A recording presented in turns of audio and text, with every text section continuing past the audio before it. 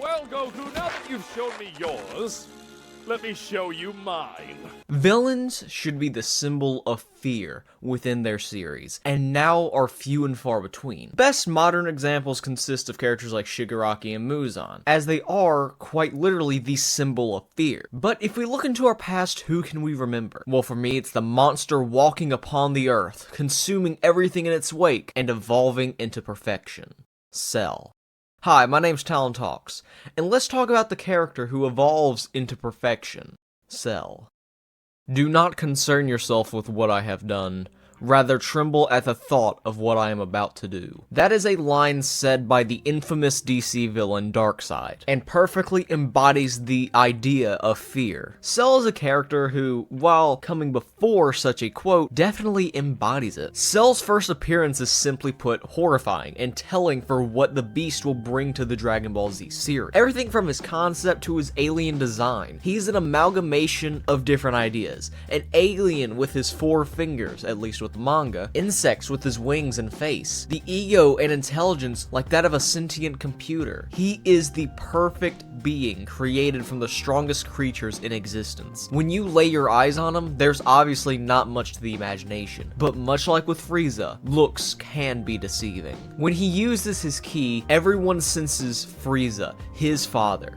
Goku, Vegeta, what is going on here is the biggest question the reader has. He is from the future and we know this, so how come he has Frieza's ki, King Cold's ki, Goku's and Vegeta's ki, as well as others? Well, their DNA was collected when Frieza and his father came to Earth, and the same goes for Goku and the Saiyans. Cell is the combination of cells, from Goku, Piccolo, Frieza, Cold, and many, many humans. Cell with the cells from others is able to use their abilities and match their strength, but to become perfect, he needs the cells of Androids 17 and 18, and this is because Androids 17's and 18's engines are infinite. So if Cell gets his hands on them, the world is doomed.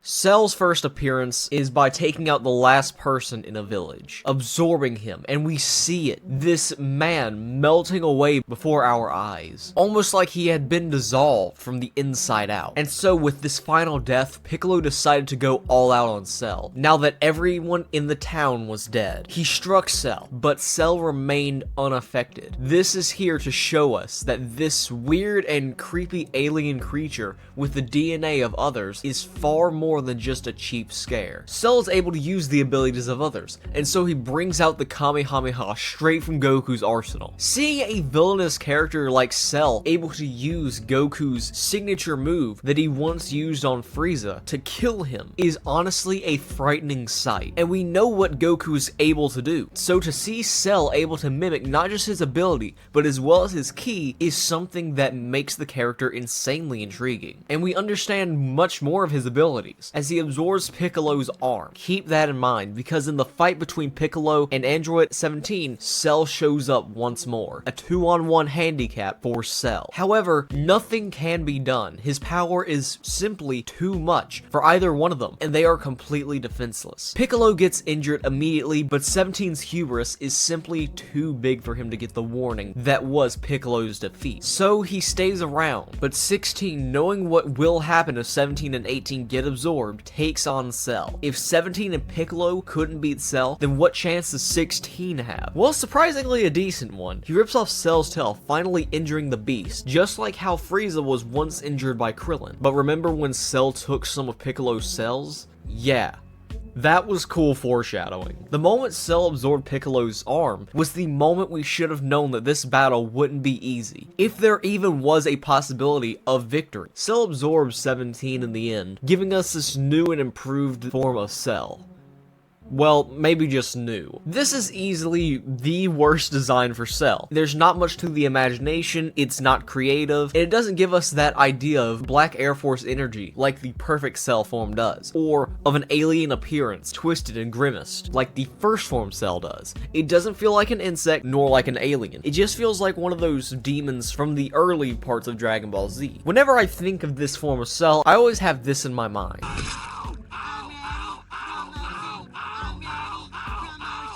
I think I stepped in something. In the end, Cell evolves into his final form. P is for priceless, the look upon your faces.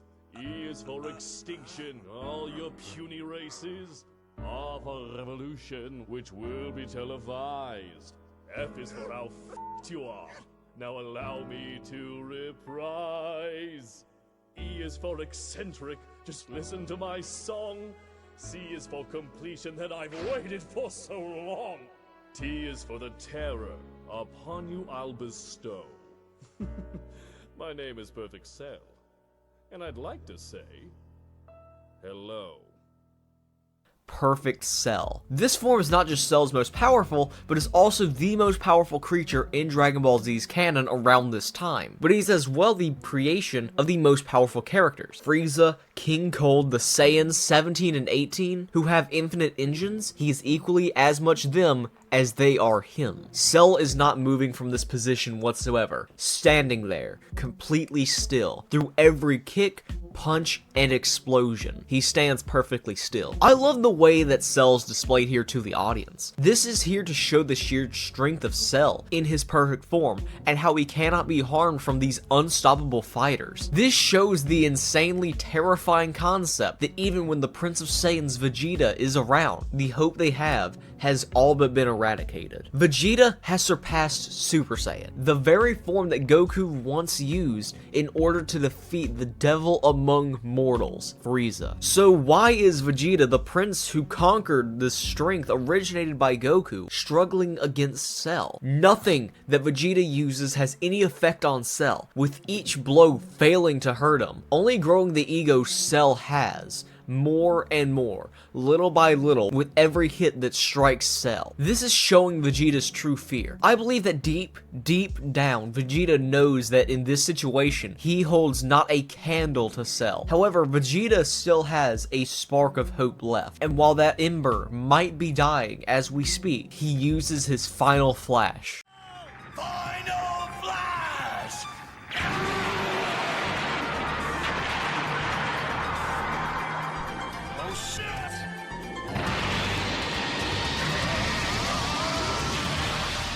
When people are faced with the concept of fear, adrenaline takes over, and that adrenaline makes you do things that you never before thought possible. Maybe this wasn't done out of fear, but I don't think so. Vegeta using Final Flash, which was his most powerful attack, it shows that he was backed into a corner and he knew that. Much like with the fight between him and Goku, using the Ozaru form, he knew that he was outmatched, and so he used his most powerful technique. He finally manages to severely harm Cell. Cell writhes in pain, asking how this happened, with Vegeta staring on in delight and joy that he was able to harm the beast that others couldn't. 16, 17, 18, and Piccolo all failed before him, and they all fought his weaker forms. So this is a massive personal victory for Vegeta. But when things are looking up, Cell isn't hurt. In fact, he regenerates quickly. And this really shows us Cell. Piccolo fighting Cell from earlier is what has screwed everyone here. Without a way to destroy him is what got the better of this fight. With Cell, it goes not just deeper, but it also gives us, the audience, a sense of hopelessness. His power is unmatched, easily overpowering those who approach him. And when you have a powerful being, especially within Dragon Ball, it's usually you defeat him or severely injure him, and that's that. But with that regeneration ability, it gives us this unwalked ground that the Frieza fight never presented. It doesn't only give us something extremely creative to go off of, but is also the final nail in the coffin of this fight. And that coffin might just belong to Vegeta. Cell slowly walks towards Vegeta while getting attacked and utterly dog walks him on little to no leash. Even the Saiyan Prince is no match for the perfect being, Cell. Vegeta is out for the count and Trunks finally comes in. Due to Cell playing Vegeta's Saiyan psychology perfectly, he hasn't come in yet. I'll get into more of his manipulative side and his ego and his mentality later, but for those of you who know Cell, you know why I'm mentioning this. Cell is smart. He believes that a transformation is useless if it only grants brute strength, but it still strikes his interest. And so he opens the Cell games, 10 days to go strong enough. He wants to give them time to grow stronger to confirm his superiority for fun. And what better fun than to watch the people's faces contort into terror. This is another pure evil villain created by Akira Toriyama. Really no motive, just kill humans. This is also all done on TV and everyone sees it, interrupting the world's news and presenting them with this soul-crushing fear, while inducing in their minds that while he came in like he were an insect, he will crush them like ants. This is due to his ego. He's toying with them, which segues us into Cell's mentality. Cell is obviously smart, and if you watch this character as much as I did when I was younger, there's something that strikes you about him. He manipulates all around him to either get a convenient catch or to find a way to have fun. Like here, when Cell manipulates Vegeta into allowing him to absorb 18, using Vegeta's Saiyan psychology against him. This here kills 2 birds with 1 stone, allowing Cell to absorb 18, and it turns Vegeta against Trunks. And the fear that Cell embodies echoes through Trunks' soul as he tells his father, "Dad, you're wrong. Don't let it become complete. What are you going to do if it gets stronger than us? Coward, don't you want to see how strong it can get?" No, I do not. I've seen the future, and it is hell. I'll stop Cell, even if I have to kill you. This entire segment, while it might be not even 2 pages long, really speaks to the characters and shows them as who they are. Trunks wants to fix the future, and Vegeta wants to fight the strongest. This is all made even more impressive when you realize that Akira Toriyama never really planned on Cell, which is weird. I mean, of course, no mangaka ever plans their series word for word, but this is just so unheard of. In truth, I hadn't had plans for anyone but number 19 and 20. But there was no helping it. So I brought out number 17 and 18. So you hadn't planned on Cell appearing at all? For you to... I'm sorry, I'm butchering this name. So you hadn't planned on Cell appearing at all? That's right. I like number 19 and 20 just fine. And I like the initial Cell fine as well. Never actually planning on one of the 3 main antagonists of your series, but somehow making that villain so creative with the absorption ability, using it for foreshadowing and fear is unreal, showing off Akira Toriyama's fluidity with his writing. He showed off Cell's god complexes, and not only that, but making that villain one of the most iconic villains of all time, making that villain remembered for decades. Even to this day with the most recent Dragon Ball movie, bringing back Cell, and while he never achieved perfect Cell Max, it was Cell nonetheless, and I don't think any of us are complaining. He wanted to experiment on second form Cell, which actually does make sense when you look at the fight between him and Vegeta, and how it abruptly ended when Vegeta decided to allow Cell to find 18. While this worked for both characters, it did feel kind of forced. Akira Toriyama. With second form Cell as well, I liked him well enough. Actually, I had wanted him to play a more active role, but since I was told he looked stupid, I had no choice but to change him. Cell was changed because he looked stupid. That is just like Akira Toriyama, and I love it. While I didn't like this form, it's obviously the least visually impressive design out of the 4 cells. You know what, even the 5 cells, even the egg is more impressive than this. It doesn't show us something extremely unique, or abstract, or even memorable. However, I feel that it should have stayed for a little longer. Break down Vegeta and Trunks by showing them that they're no match for this measly second form Cell. That was already made clear, but show a sense of fear in the prideful, fearless Saiyan Prince. I would have liked Akira Toriyama to show both losing faith in their ability to fight, but Vegeta with his pride continues to fight no matter how fruitless it seems, even to him, with Trunks coming in to display his newfound power and his pride as a Saiyan, or display more of Cell's ego, and build it off of when Cell believed that when Vegeta came to kill him, it was absurd. Cell is simply too powerful to be beaten now, and it's honestly really great yet creative how his strength is being used. People thought Attack on Titan was the first that destroyed the cliche of not letting the opponent transform. Well, that was a lie. Trunks did it first, I think. Trunks attempts to attack Cell, but Cell tells him that a transformation that only grants brute power is a useless one, and Trunks believes this. He knows this. But Cell gives them one more opportunity, as he hasn't had all of his fun. And so he opens the Cell games. But just so we're clear, you do realize that everyone dies if I win, right? Yes? Yeah, I guess it is a win-win for you, isn't it? Alright then, it's officially the Cell Games presented by Hita. Cell stands in one place for 10 days straight, killing those who threaten to destroy his arena, as he views it as stupidity. He views them all as knowing that they are going to die, so why are they trying to kill them? As it's impossible. They're all too weak. And so with everyone arriving on the scene, the Cell Games have started. The humans might actually have a chance, with Hercule coming in and getting absolutely manhandled. Jesus Christ. The world's hope had just been snuffed out in the blink of an eye. This is brilliant. The military was nothing for him. Mr. Satan was nothing for him. From our point of view, we saw this coming from a mile away. But for the people, their hope had just been zapped away because Cell took down Mr. Satan. Because they all forgot about the one who had defeated Frieza and saved the world from the Demon King Piccolo, Goku.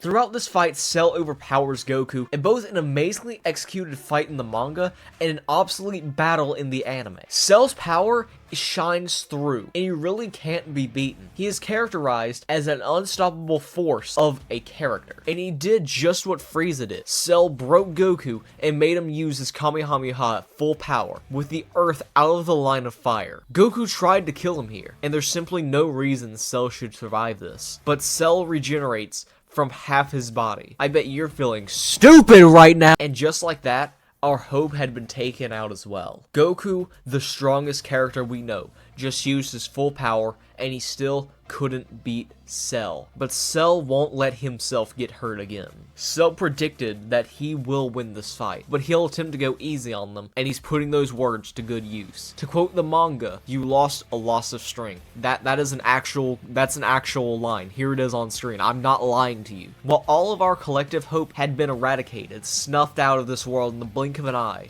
Goku's isn't, and so he chooses Cell's next opponent, Gohan. If you're all a fan of Dragon Ball Z, I'm sure you've all been wondering when Gohan comes into this conversation. Well, here we are. The difference between Gohan and Cell has already been set up early on. Gohan cannot attain the Super Saiyan state, but Cell has, in his second form. Someone who has already surpassed it. If you know how this arc ends, then you would know why these scenes are important. Gohan had also been set up from the start to be different from his father Goku. Goku is strong, fearless, and looks for even more difficult tasks to overcome.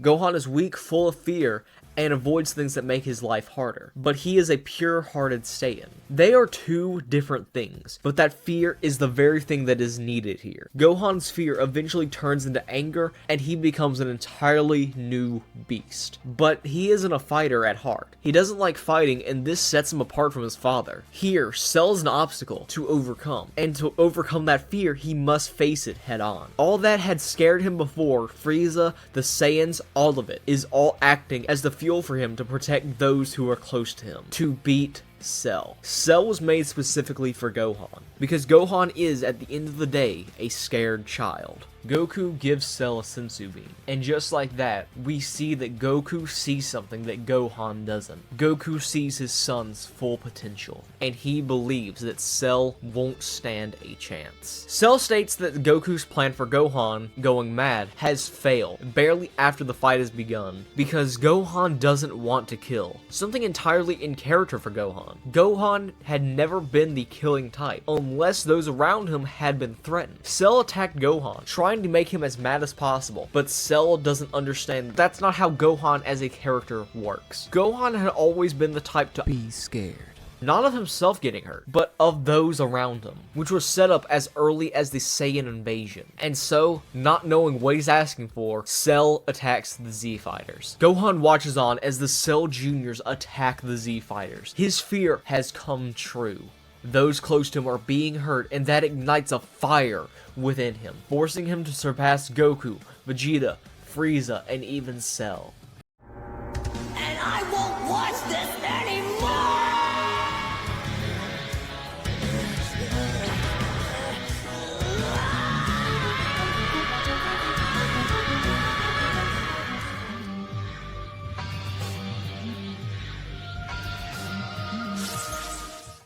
For those of you who don't know how power works, there's these things called S-cells, and these come from how pure a Saiyan is. In Gohan's case, he didn't want to kill Cell, even when Cell had done the utmost evil things. And that shows that he is pure-hearted, even compared to Goku. Even here, it shows that he's not fighting for himself, but he's fighting for others, much like Goku had done before him. And for the first time, Cell has the smallest amount of fear in his being. Seeing the Super Saiyan 2, this fear is not much, but it was just enough to break into his mind.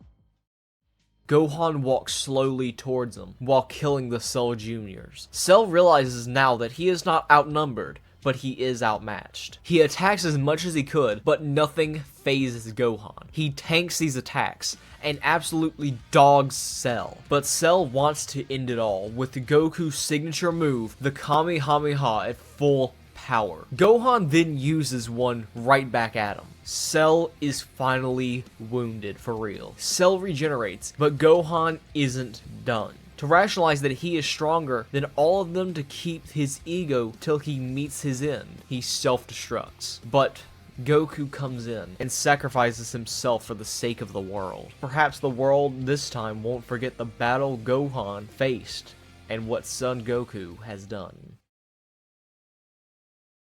Son of a this is it. Nothing can stop him. Fear, terror, despair is what can describe the feeling of the world at this time. Hercule Satan had been defeated. Goku was killed, and Gohan is out of energy. With this regeneration, Cell finally takes away that hope. But where'd their hope go?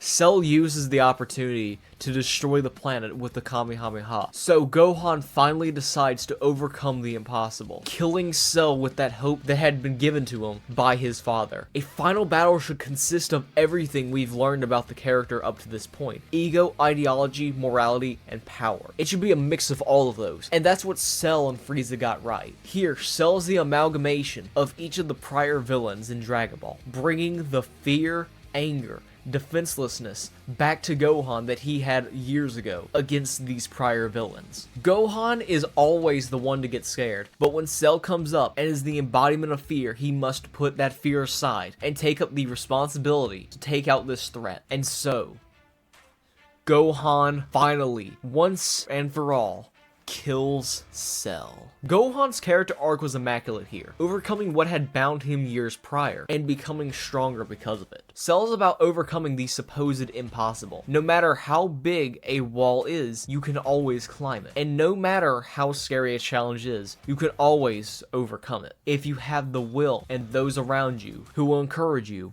every step of the way. How you doing, everyone? Talon Talks here, also on camera. I thank all of you for getting at least this far in the video. Cell has been a massive inspiration for me wanting to cover villains. While I might not have been the greatest at covering villains in the past, Diavolo video, put the Diavolo video on screen, or the, Zabuza and Haku video. I rewatched that one that I made. I had some awful takes in that video. But over the course of that time, I've gotten good at looking at villains. And what made me want to do the Dragon Ball Z villains is my rewatch of not just Dragon Ball Z the Cell Saga, but as well as my rewatch of Dragon Ball Super Superhero. Because Cell is such a good villain when it comes to, well, fear and the concept of it. And it's really just something that people should respect about Cell. In fact, hold up. I actually got a pop figure signed by Damon Clark. Okay, anyway, enough rambling. I should actually script these ending parts. But the character of Cell is just insanely cool to me. Taking what Frieza initially was and adding on to it, making it more creative, making it less contrived, and adding something that Frieza never really used. Fear. Yes, he did scare everyone, including me, but he didn't do it in quite the same way Cell did. It just shows how good Akira Toriyama is at writing evil characters. So yeah, if you enjoyed this video, like and subscribe, because I will be putting out more and more. My name's Talon Talks. Have a great day.